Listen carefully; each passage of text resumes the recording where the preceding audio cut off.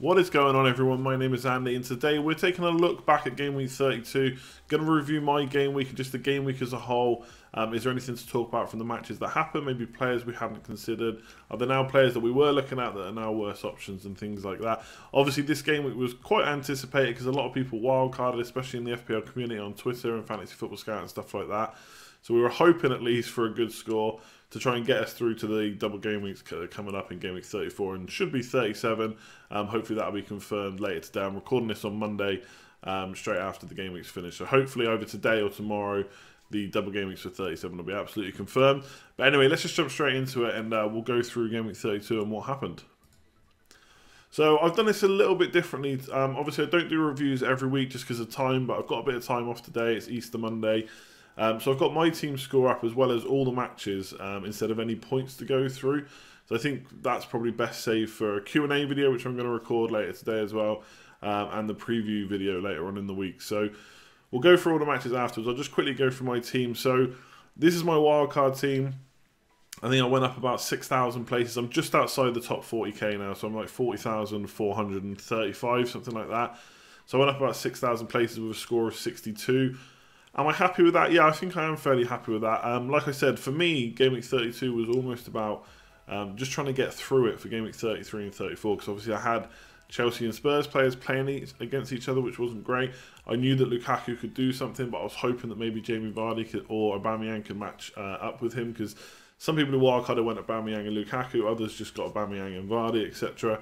So I was hoping Lukaku wouldn't punish me too much, knowing that in Game Week 33 he's got Man City, and then maybe he's not such a good option for that particular week before the double game week. So yeah, it was about getting through it.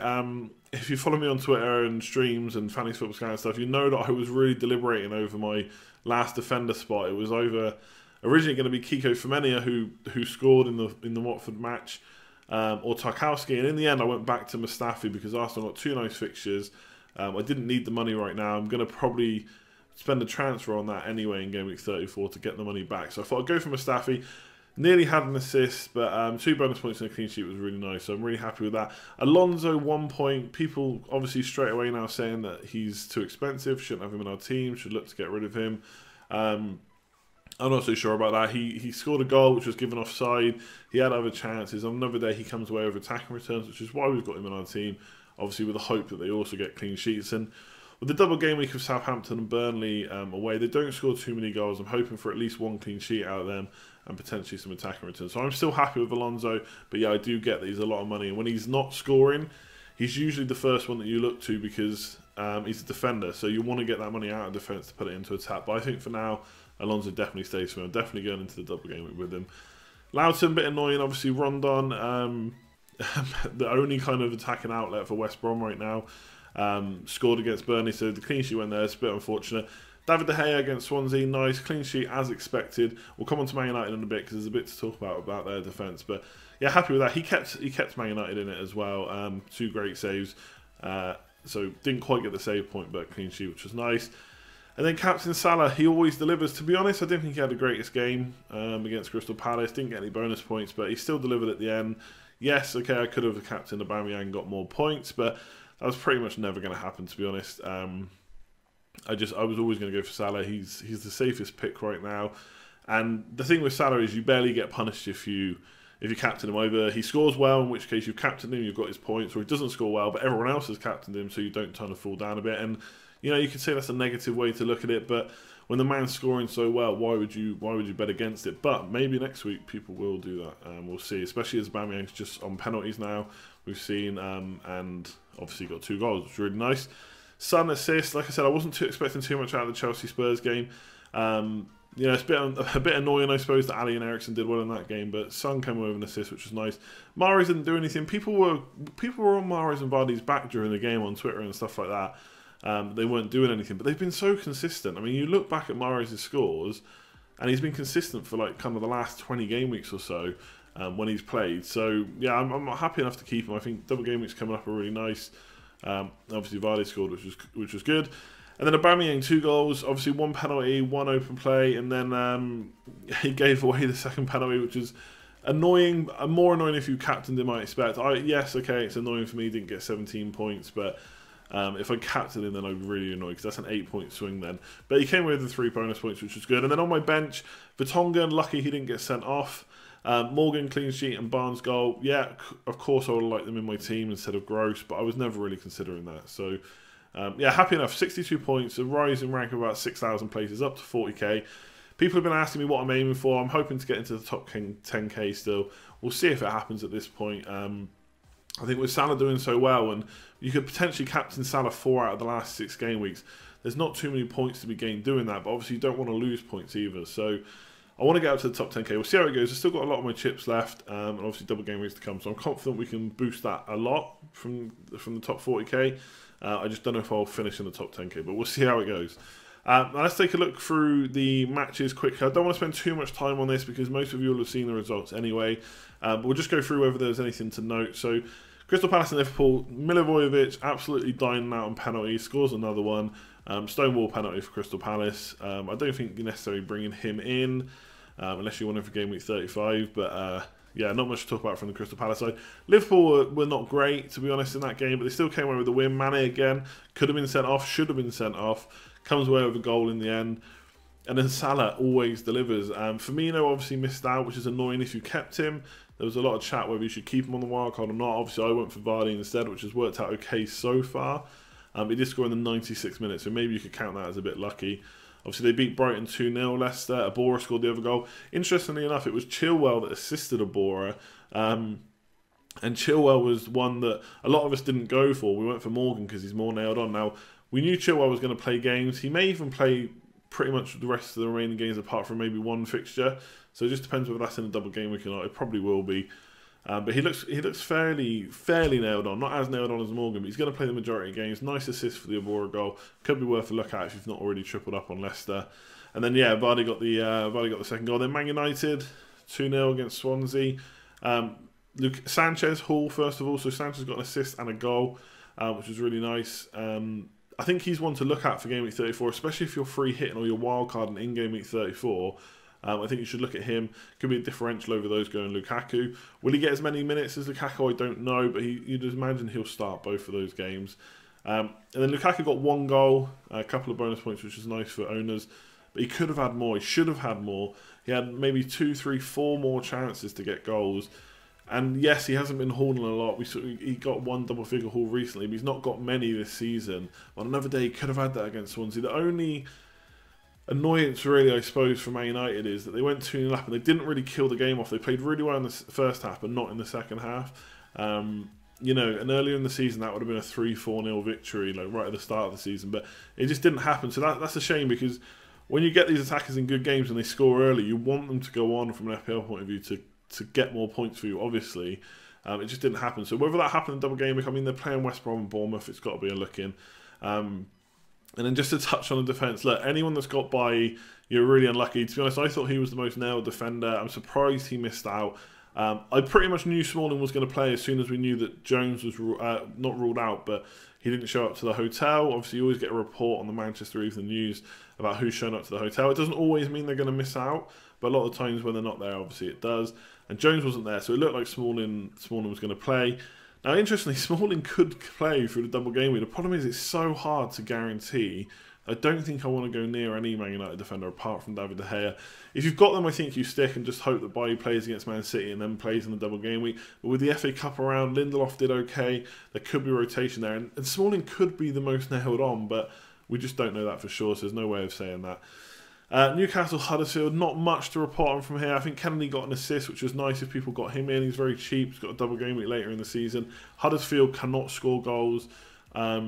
They're gonna be one of the team I think that gets dragged into the relegation fight over the next couple of games. They got Brighton up next, which could be tough. It's away.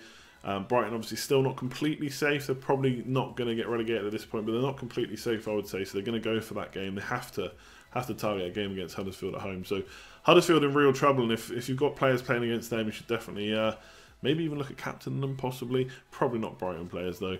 Watford 2-2, obviously, like I said, Kiko Femenia scored a goal, which was really nice if you had him, but Bournemouth did come back 2-2, so clean sheets, obviously, for Bournemouth never usually happen, and then Watford clean sheets too, same kind of thing, so not too much to take away from that. I mean, we're not really looking at Bournemouth and Watford players probably right now. They've got Watford have got Burnley at home and then Huddersfield away. So if you wanted an out-of-position defender and you need someone cheap, then Firmino is 4.3 million, I think. So unless he's gone up to 4.4, but he's very cheap and playing out of position in right midfield. Obviously, we've seen him get a goal, and there is potential for clean sheets. I think Burnley at home could be an okay fixture. But what do Bournemouth and Watford have to play for right now? They're pretty much safe in the league. They're not going to go on to get Europe. They're not going to get relegated. I'd say their players are going to start petering out towards the end of the season. So I'm not sure I'd be going near too many of their players. West Brom down and out. I don't really see how they come back at this point. I think they're relegated. Obviously not going near any of their players. Burnley, Barnes scored again, really good.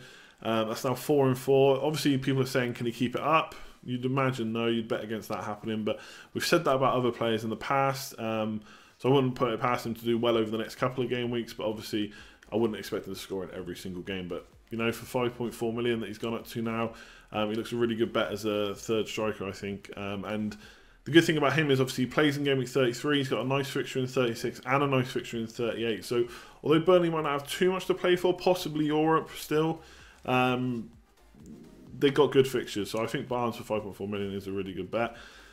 West Ham and Southampton, 3-0 to West Ham. Southampton just look pretty poor right now, can't really defend, don't have goals in them. Charlie Austin's back, didn't do anything against West Ham. To be fair, West Ham played really well and kind of killed off in the first half, basically. Arnautovic, anyone that got Arnautovic in for this match, fair play.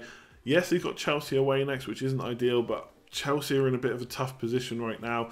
Fourth spot is looking very difficult. It's not out of the question, but it almost is. They're like 10, I think they're 8 or 10 points behind fourth spot. So the gap is quite big. There's not many game weeks left now for them to get back into it. So even though Arnautovic is playing Chelsea away next game week, he could still be a good asset.